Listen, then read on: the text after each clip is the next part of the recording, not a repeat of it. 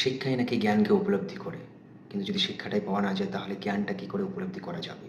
আজ নেপালের সরকার তথা নতুন সরকার বালেন্দ্র শাহ নেপালের সমস্ত প্রাইভেট স্কুল কলেজগুলোকে বন্ধ করে দিয়েছে এবং বলে দিয়েছে যে নেপালে শুধু এখন সরকারি শিক্ষা ব্যবস্থা চলবে, যেখানে গরিব ধনী মধ্যবিত্ত সবাই পড়াশোনা করতে পারবে।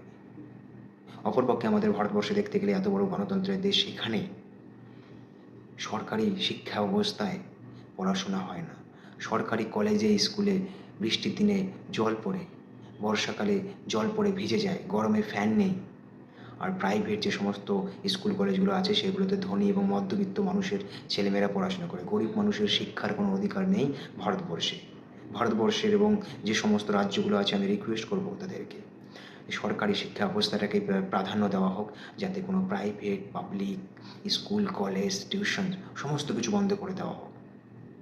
এডুকেশনটা ইকুয়ালিটি হবে। যে সমস্ত রাজনৈতিক নেতাগুলো ইকুয়ালিটির কথা বলে তাদেরকে আমি একটা কথা বলতে চাই, প্রাইভেট স্কুল কলেজগুলো বন্ধ করে একই ছাদের তলায় শিক্ষা ব্যবস্থাটাকে নিয়ে আসা হোক সরকারি ব্যবস্থার মাধ্যমে। তা তো করছেন না।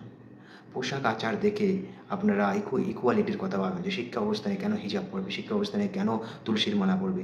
এগুলো তো বিদ্বেষ ছড়ানো। যদি সমাধানই করতে হয় তাহলে সরকারি শিক্ষা ব্যবস্থা করুন, যেখানে শুধু সরকারি ফ্রিতে স্কলারশিপ নিয়ে ছাত্রছাত্রীরা পড়াশোনা করবে।